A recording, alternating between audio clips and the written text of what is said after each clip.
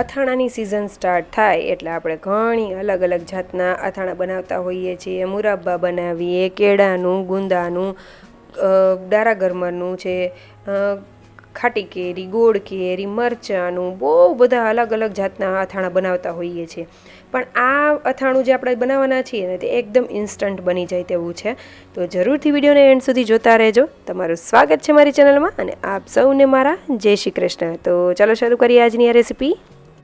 તો સૌથી પહેલાં અહીંયા આપણે કેરી લઈ લેશું અને મેં આ રીતની 1 નંગ જેટલી કેરી લીધેલી છે અને સાથે મેં મરચાં પણ લીધેલા છે. તો મેં 2 ક્વોલિટીના મરચાં લીધેલા છે. તમે જોઈ શકો છો એકદમ બહુ વધારે એવા તીખા છે અને એક મીડિયમ જેવા તીખા છે. બહુ અતિશય તીખા નથી એવા લીધેલા છે. તમે કોઈ પણ એક જાતના તીખા મરચાં લઈ શકો છો.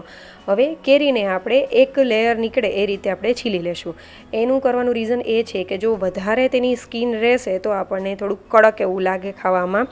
એટલા માટે આપણે ઉપરનું એક લેયર કાઢી દેશું અને ત્યારબાદ તેને આ રીતે રફલી કટ કરી લેશું. અને અહીંયા મેં કેરી અને મરચાંનું પ્રમાણ એ રીતે લીધેલું છે કે કેરીને બેલેન્સ થાય ને એટલી આપણે તીખા શેડ કરવાની છે. મતલબ કેરીનું આ ખાટી એકદમ કેરી છે, તમે જોઈ શકો છો જરા પણ અંદરથી પોચી કેવી નથી. અને અત્યારે જે એકદમ ખાટી કેરી આવે છે રાજાપુરી જેવી, એ જ કેરી મેં લીધેલી છે. આનું પ્રમાણ આ રાજાપુરી જ છે પણ સાઇઝ નાની છે. તો એ કેરી એકદમ ખાટી હોય છે.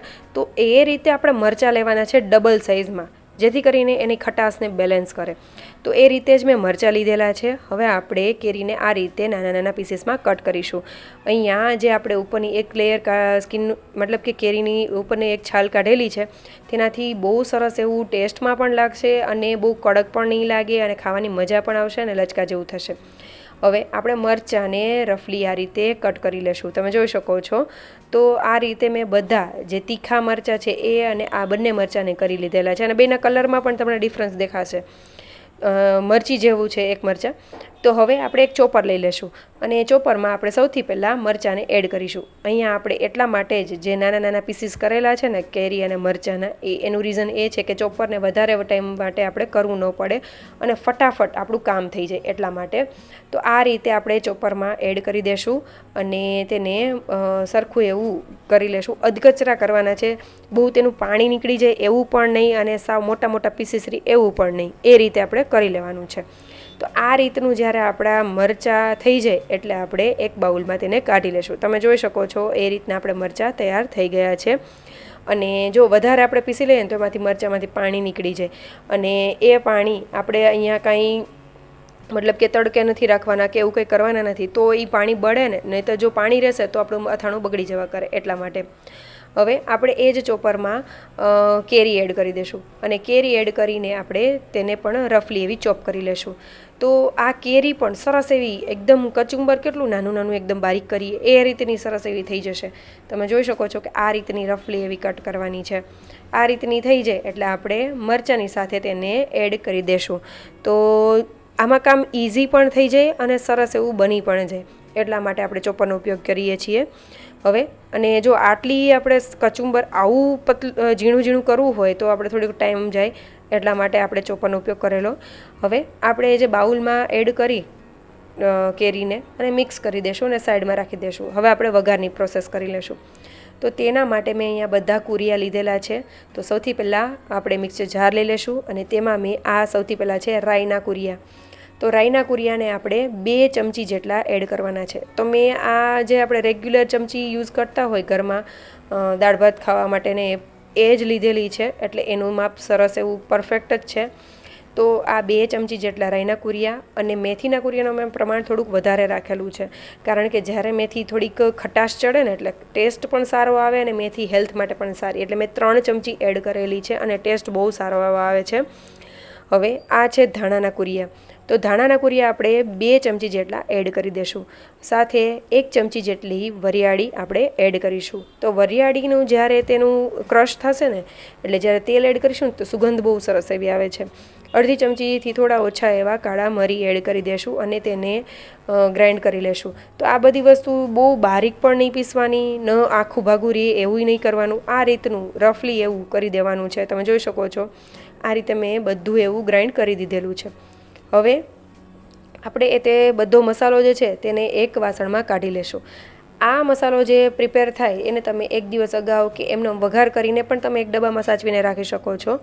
તો હવે આપણે જે મસાલો બનાવ્યો તેમાં વચ્ચે ખાડો કરી લેશું અને એમાં હિંગ એડ કરીશું. તો મેં અડધી ચમચીથી થોડી ઓછી એવી હિંગ એડ કરેલી છે અને તેમાં ખાડો કરેલો છે. અને હવે આપણે તેલ એડ કરીશું. તો મેં અત્યારે 5 ટેબલસ્પૂનથી ઉપર 5 થી 7 ટેબલસ્પૂન જેટલું લીધેલું છે અને પાછળથી પણ મેં એડ કરેલું છે. તો તેને એડ કરી દેશું. મારા પાવરું જે હતું તે થોડું મોટું છે તો 5 પાવરા લીધેલું છે એટલા માટે. તો આ રીતે તેલ એડ કરી દેશું અને તેલ સરસ એવું ગરમ થઈ જાય ને ત્યાં સુધી કરવાનું છે. તો રાઈના કુરિયા એડ કરીશું ને તો તે તરત જ ઉપર આવી જાય અને થોડા ધુમાડા નીકળવા માંડે ને એવું તેલ આપણે ગરમ કરવાનું છે. અને વઘારની ઉપર મેં ફરીથી અડધી ચમચી જેથી ઉપર એવું વરિયાળીને સ્પ્રિંકલ કરેલી હતી, જેથી તેમાં તેલ પડે ને એટલે સરસ એવી સુગંધ આવવા લાગે અને તે તળાઈ જાય. હવે આપણે સૌથી પહેલાં તેલ ગરમ થયેલું છે તે તરત જ આપણે હિંગની ઉપર તેને રેડીશું. એટલે હિંગ ઉપર રેડતા જવાનું એક હાથે અને બીજા હાથેથી મસાલાને હલાવતા જવાનું. આ રીતે કરતાં કરતાં બધું તેલ એડ કરી દેશું અને સરસ એવું મિક્સ કરી લેશું. હવે જ્યારે બધું તેલ ને બધું ગરમ જ છે ત્યારે જ આપણે અડધી ચમચીથી ઓછી એવી 1/4 ચમચી જેટલી હળદર એડ કરીશું અને 1 ચમચી ભરીને મેં કાશ્મીરી લાલ મરચું એડ કરેલું છે. બધી વસ્તુ મિક્સ કરી લેશું. ત્યારબાદ મીઠું એડ કરીશું, જે પ્રિઝર્વેટિવનું કામ કરશે, એટલે ચાખીને એડ કરવું. અહીંયા મેં ટોટલ 3 થી 3.5 ચમચી જેટલું મેં મીઠું એડ કરેલું છે. મેં પાછળથી પણ એડ કરેલું છે એટલા માટે. તો જ્યારે ગરમ હોય ને ત્યારે જ આપણે મીઠું એડ કરી દઈશું અને બધી વસ્તુને મિક્સ કરી લેશું. હવે આ જ્યારે મસાલો આપણો એકદમ મસ્ત થઈ ગયો છે, આખા ઘરમાં સુગંધ થઈ ગઈ છે, કોઈ પણ વ્યક્તિ એન્ટર થાય ને ત્યાં એને ખબર પડી જશે કે આજે આપણે કંઈક અથાણાની પ્રિપેરેશન કરી છે. એટલી સરસ એવી સુગંધ આવવા લાગશે. હવે મેં થોડું ગરમ જ હતો મસાલો ત્યારે મને થોડું એવું જે લાલ મરચું છે ઓછું લાગ્યું એટલે 1 ચમચી મેં ફરીથી એડ કરીને મિક્સ કરી લીધેલું છે. હવે આપણે આ જે મસાલો છે તેને કમ્પ્લીટલી ઠંડો થવા દઈશું. જરા પણ ગરમ હોય ને નવસેકો પણ ન ચાલે, સાવ ઠંડો થઈ જાય ને ત્યાં સુધી કરી લેવાનો છે. એટલે જ મેં આગળ જણાવેલું કે આગલે દિવસે પણ તમે કરીને રાખો ને તો પણ ચાલે. અને આ મસાલો અત્યારે જે બનાવ્યો એ પ્રિપેર થઈ જાય ને તો તમે બરણીમાં ભરીને પણ રાખી શકો છો, કંઈ જ નહીં થાય. હવે આપણે જે કેરી અને મરચાં જે છે તે આ મસાલામાં એડ કરી દઈશું અને સરસ એવું મિક્સ કરી લેશું. અહીંયા અત્યારે જ્યારે તમે હલાવશો ને એટલે તેલ એટલું બધું દેખાશે નહીં, પણ જેમ તે થોડું રહેશે ને એટલે થોડું તેલ આવવા લાગશે. પણ મેં પાછળથી પણ મને તેલ થોડું ઓછું લાગેલું હતું એટલા માટે મેં ગરમ કરીને ઠંડુ કરીને તેલ એડ કરેલું છે. તો 1 થી 2 ટેબલસ્પૂન જેટલું મેં તેલ એડ કરેલું છે. તમને જેટલી રિક્વાયરમેન્ટ લાગતી હોય એ રીતે એડ કરવું. અને આ રીતનું આપણું મસ્ત એવું અથાણું તૈયાર થઈ ગયું છે. તો તમે જોઈ શકો છો કે આ રીતે આપણે કરી દેશું. અને હવે આ અથાણું તૈયાર થઈ ગયું તો તમે ગમે ત્યારે આ અથાણાને તમે એન્જોય કરી શકો છો. હવે આ કમ્પ્લીટલી બની ગયું છે તો બરણીમાં ભરવા માટે રેડી છે. તો એ પહેલાં આપણે એક લાકડી કોલસો લીધેલો છે, તેને ગરમ કરેલો છે અને તેને વાટકીમાં એડ કરીને તેની પર થોડું ઘી એડ કરીશું. અને જે બરણી હોય આપણે જેમાં ભરવાના છીએ અથાણું, એને મેં આ રીતે સ્ટરલાઇઝ કરી લીધેલી છે. તો બરણી એવી લેવી કે જેમાં જરા પણ પાણી ન હોય, એકદમ ક્લીન હોય. અને જો આ રીતે તમે કરશો તો થોડું એવી સ્મોકી ફ્લેવર પણ આવશે અને તે સ્ટરલાઇઝ થઈ જશે.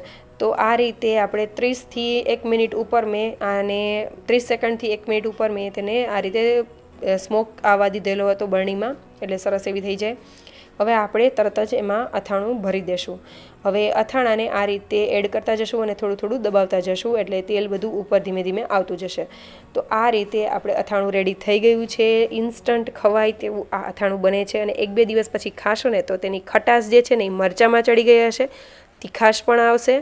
અને જે આપણે વરિયાળીને એડ કરેલું છે ને તેમાં પણ સરસ એવી ખટાશ બેસી જશે ને કેરીની, એટલે આ અથાણું લાગે ગજબનું. તમે એક વખત જરૂરથી ટ્રાય કરજો. અને તમને આજની આ રેસીપી કેવી લાગી એ પણ મને કમેન્ટ કરીને જણાવજો. અને જો સારી લાગે તો લાઇક, શેર અને સબસ્ક્રાઈબ કરજો. Thank you for watching.